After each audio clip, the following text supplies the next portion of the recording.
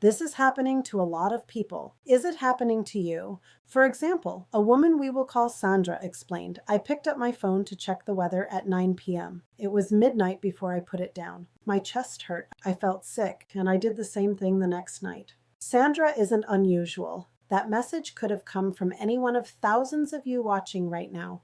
What Sandra is describing has a name: doomscrolling.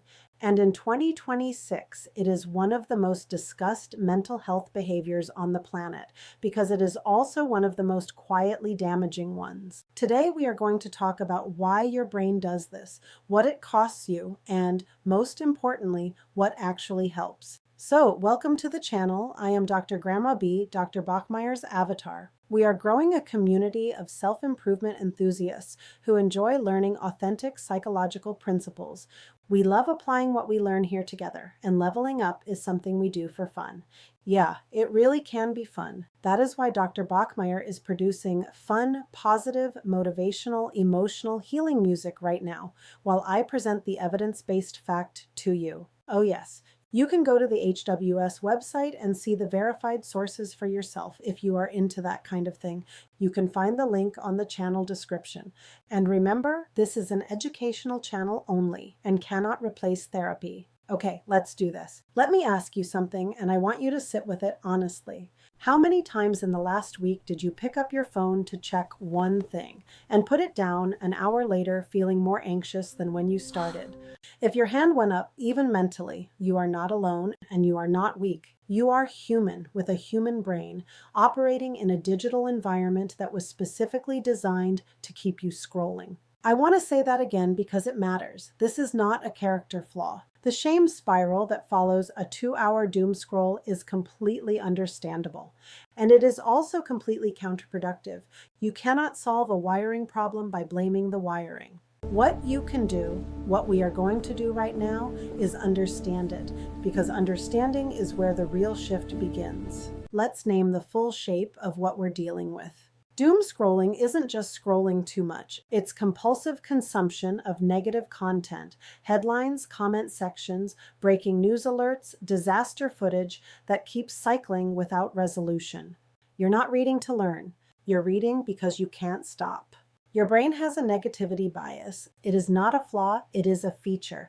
For most of human history, paying more attention to threats than to good news was survival. The rustle in the bushes mattered more than the sunny sky. Negative information is literally more sticky in the brain. We process it faster, we remember it longer, we return to it more readily. A 2026 scoping review by Sharp and colleagues synthesized 17 studies and found the same pattern across all of them. The more people doom scrolled, the higher their levels of anxiety, depression, and stress, and the lower their resilience. Not sometimes. Consistently. Harvard health experts describe a specific kind of dread that follows heavy doom scrolling, what they call existential anxiety. Not worry about a specific problem, a deeper, more diffuse sense that the world is not safe and things will not be okay. That feeling is real. It has a name, and it is predictable. Beyond the emotional cost, people report disrupted sleep, reduced concentration, and relationships strained because the mind keeps replaying what-if scenarios long after the phone goes down. Parents are modeling the behavior for their children without realizing it. Professionals are losing hours of productive attention every week. This is not a small thing, and it is not inevitable. So why does this keep happening? Let's go to the source. Platforms know this. Algorithmic systems are optimized for engagement, and negative content reliably generates more engagement than neutral or positive content. So the feed keeps serving it. The more you interact with distressing content, the more distressing content the algorithm shows you. You are not imagining that your feed gets darker as you scroll. It does. Then there's the dopamine system. The uncertainty of what the next scroll will reveal. Is it worse? Is there an update? Produces small, irregular dopamine releases. Variable ratio reinforcement. The same mechanism behind slot machines. Your brain learns that scrolling might deliver something important and that maybe is incredibly powerful. And underneath all of this is a psychological trait called intolerance of uncertainty, the tendency to find ambiguity distressing and to seek information as a way of reducing it. Here's the cruel irony. People who doom scroll to feel more in control of an uncertain world end up feeling less in control because the information never resolves. The next headline always opens a new uncertainty. The anxiety is not relieved, it is fed. In my years of practice, this is one of the patterns I see most clearly. The person scrolling at midnight is not doing it because they're weak. They're doing it because their brain is doing exactly what it was designed to do. The problem is that the environment it evolved for and the environment it's currently operating in are completely different things. Let me give you a framework for understanding what is actually happening when you doom scroll. 3 interlocking mechanisms. Once you see them, you can't unsee them. First mechanism, negativity bias. Your brain is hardwired to scan for threat. Negative headlines activate your threat detection system. The amygdala fires, cortisol rises, attention narrows. You are now in a low-grade threat state. The natural response to a threat state is to keep scanning until the threat is resolved. But the feed never resolves, so you keep scanning. Second mechanism, the dopamine uncertainty loop. Dopamine is not a pleasure chemical. It is an anticipation chemical. It fires in the gap between I don't know what comes next and finding out. Variable, unpredictable rewards produce stronger dopamine responses than predictable ones. Every scroll is a small gamble. The brain chases the next hit of finding out. Third mechanism, intolerance of uncertainty as a driver. Research by Sharp et al., 2026, specifically identified intolerance of uncertainty as a key factor sustaining doom scrolling. When we can't tolerate not knowing, we seek information. But global news does not deliver closure. It delivers new unknowns. The strategy of I'll feel better once I'm more informed fails every time because the information environment is structurally incapable of providing the certainty the brain is seeking. These 3 mechanisms compound each other. The negativity bias makes threatening content compelling. The dopamine loop makes stopping mid-scroll feel wrong. The intolerance of uncertainty makes the search for resolution feel urgent. Put all 3 together inside an infinite scroll with no natural stopping point, and you have exactly the trap that millions of people find themselves in every evening.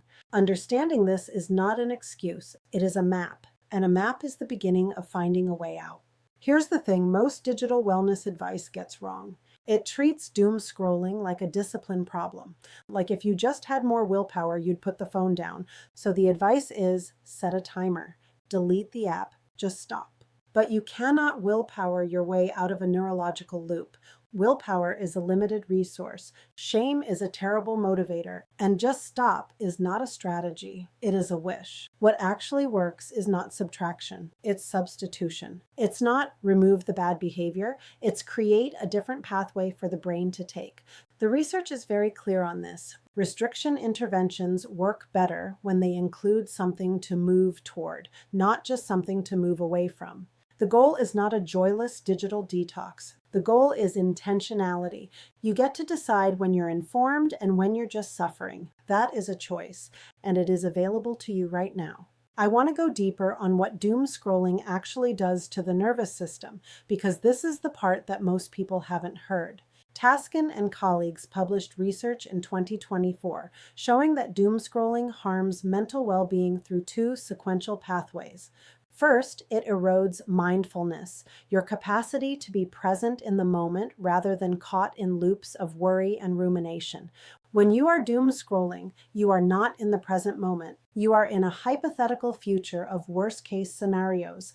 That's not where your life is actually happening. The second pathway is something called secondary traumatic stress.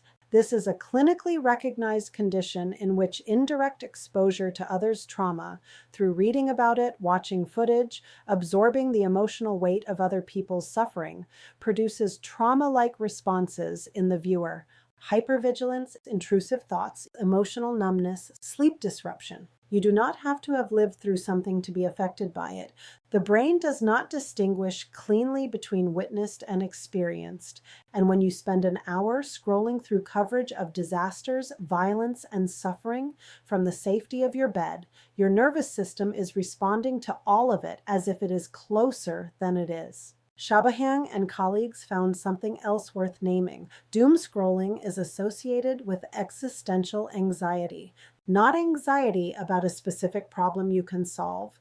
A deeper, more diffuse dread, the sense that existence itself is fragile, that human nature is fundamentally untrustworthy, that the future is something to fear rather than move toward.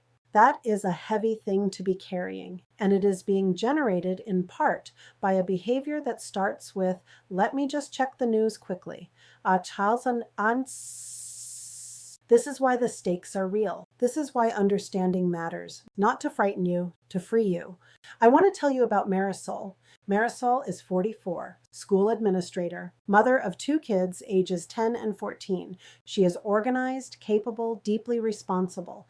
By most measures, she has her life together. 2 years ago, during a period of significant political and world uncertainty, Marisol started checking the news more. Just staying informed, she told herself. So that was reasonable. That was responsible. It started as 5 minutes in the evening. By early 2026, it was 90 minutes most nights, often running past midnight.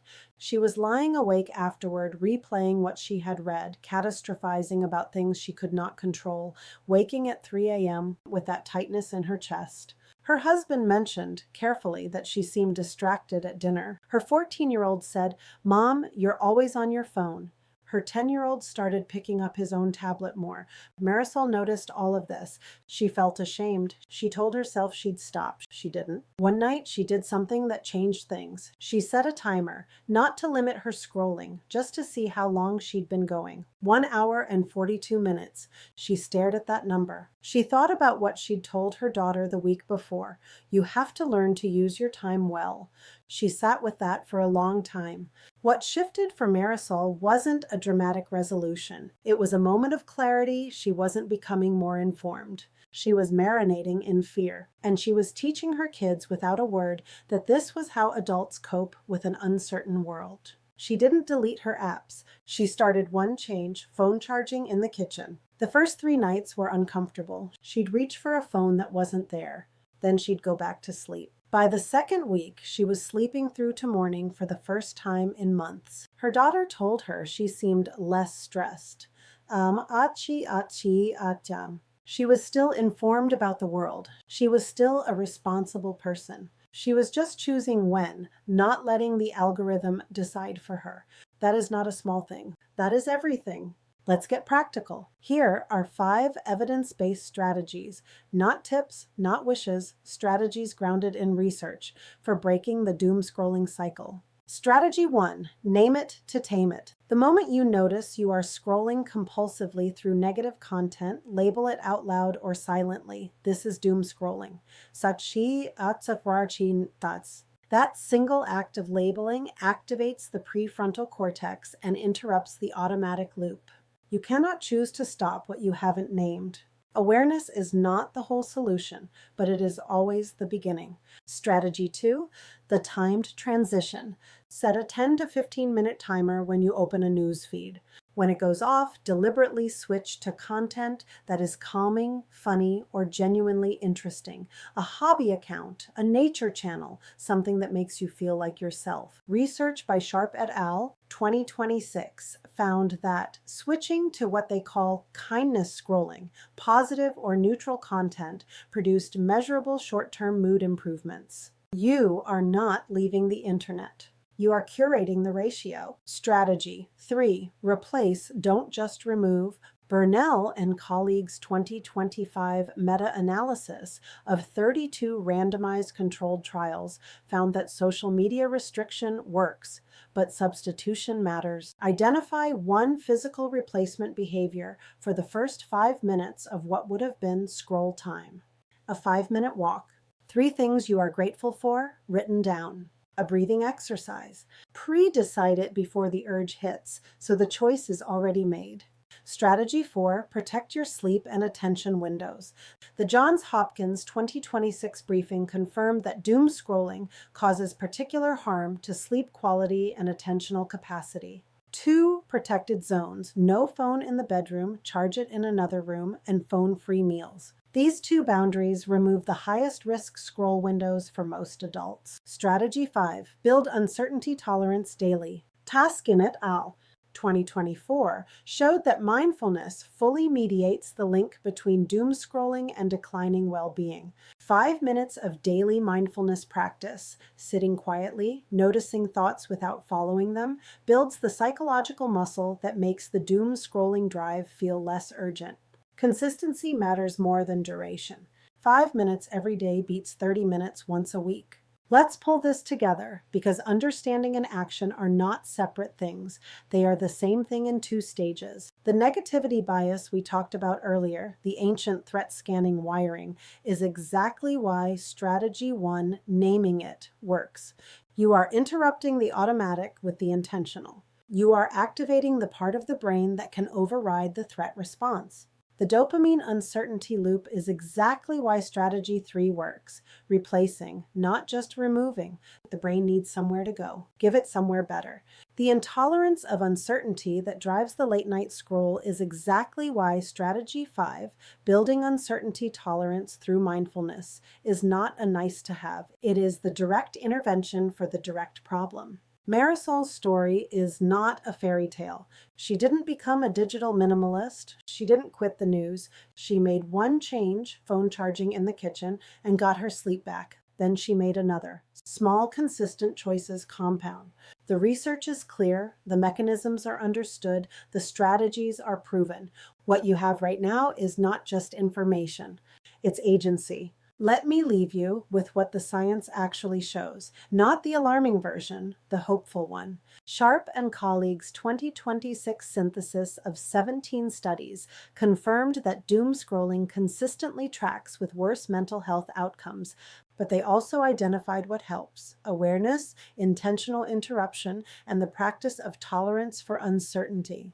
Burnell and colleagues looked at 32 randomized controlled trials of social media restriction and found meaningful improvements in well-being after even modest limits. You don't need a dramatic break. You need an intentional one. Taskin and colleagues showed that mindfulness isn't a bonus feature for the overly spiritually inclined. It is a direct buffer against the specific damage doom scrolling does to your nervous system. And here is what 30 years of clinical practice has taught me. The people who change are not the ones who try hardest. They are the ones who understand themselves most honestly. When you understand why your brain does what it does, not to judge it, but to actually understand it, you stop fighting yourself. And that is when real change becomes possible. Doom scrolling is not inevitable. The scroll is not in charge. You are. You've got this. If this landed for you today, I'd love to hear one thing. What is the one change you're going to make tonight? Drop it in the comments. Naming it makes it more likely to stick. That's not just motivational talk. It is the same psychology we covered in strategy 1. If you want more conversations like this, research-based, honest, built for real adults navigating a complicated world, click subscribe. It costs you nothing, and it makes sure you don't miss what's coming next. And if this video helped someone you know, share it. Sometimes the most important thing you can do for the people you love is send them something that makes them feel a little less alone. Take good care of yourselves. I'll see you next time.